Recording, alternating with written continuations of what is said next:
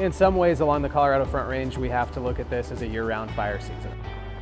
Yeah, right now on Denver 7 News at 7 o'clock on Local 3, fire danger is an everyday concern now. So we have team coverage this morning breaking down how to better understand the risk and ways to protect yourself if and when the worst happens. Plus, a closer look at how our state's lawmakers are working to help first responders and wildfire recovery as we brace for an already active fire season. Yeah, we always hope for the best, but prepare for the worst.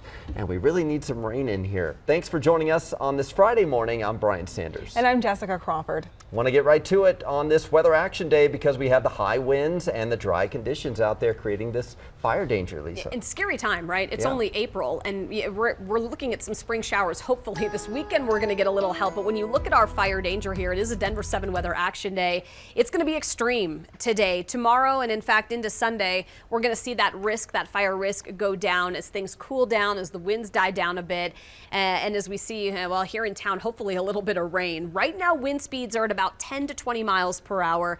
It's a pretty calm start to our Friday morning. We're expecting these winds to kick up, though, here by about 10 to 11 o'clock. You're going to start to notice the difference. 65 already in Denver, so we are above our normal high for the day, and it's only 7:01 in the morning, just to give you an idea of how fast it's going to warm up. 60 in Centennial, 47 in Thornton, 53 in Golden.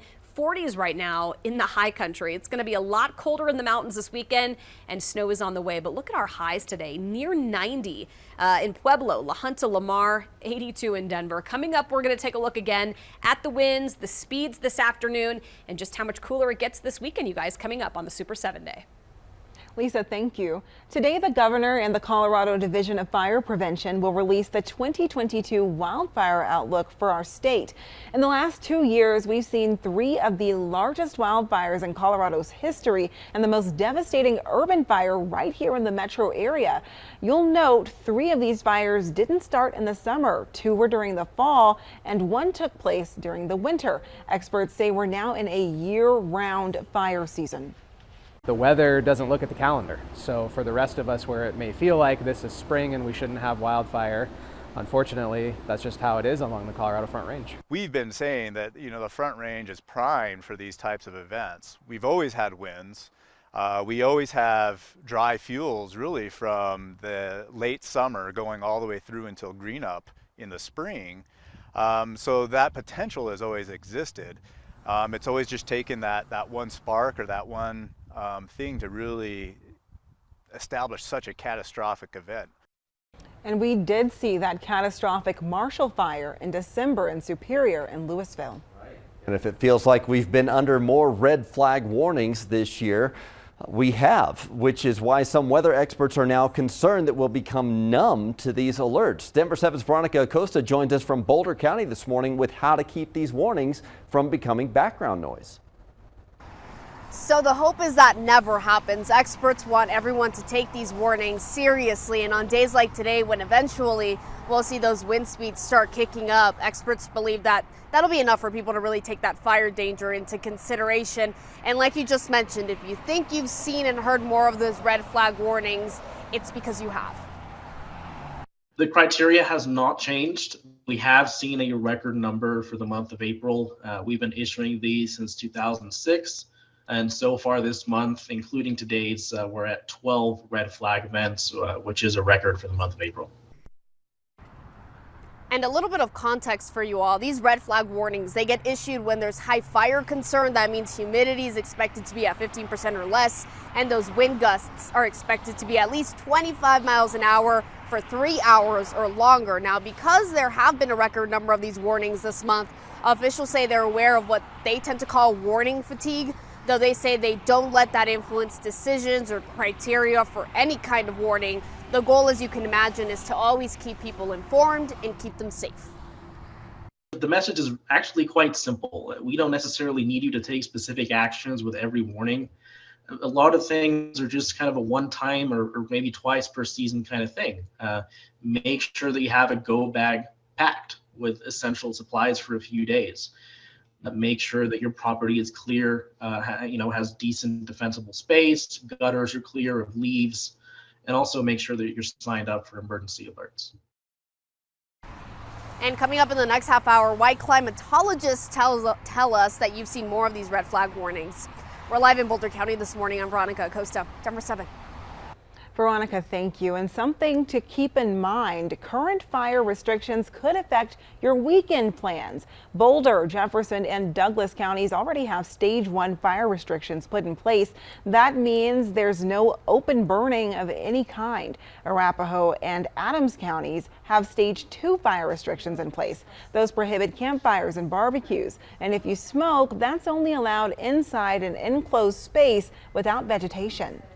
Well, it is confirmed this morning that 3 of our recent fires along the Front Range were human-caused. Boulder County says researchers at CU were flying a drone to study severe weather and caused the Table Mountain fire Wednesday. The drone crashed, which caused a battery to pop out and ignite. The fire caused evacuations, but thankfully no homes were threatened.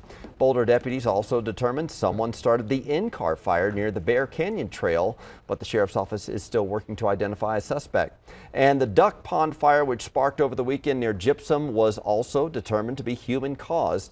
95 acres burned, including some campsites.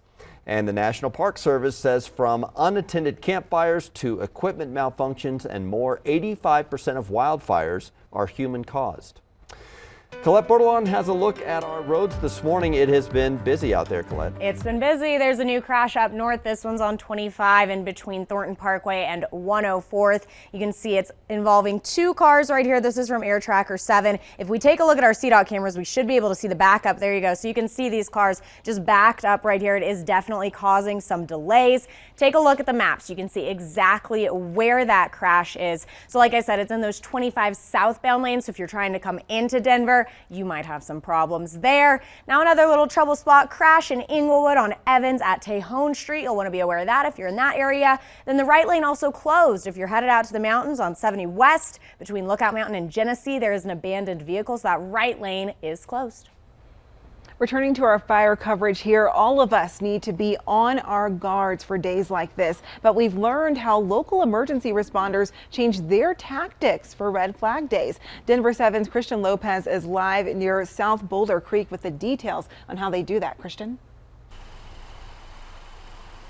Yeah, and fire crews are always ready to respond, but they are even more prepared on red flag days like today. When we're seeing this high fire danger, they have even more personnel that is ready to respond in case a fire does break out. You might see crews patrolling your neighborhoods or moving engines around to different locations. And officials say it's also very important for everyone to do their part also to prevent any fire from sparking. So avoid things like mowing your lawn, parking on dry grass, or using power tools that could start a fire. And of course, we never know if and when a wildfire could pop up, so it is important to have an evacuation plan ready just in case. We are live in Boulder this morning. I'm Christian Lopez, Denver 7.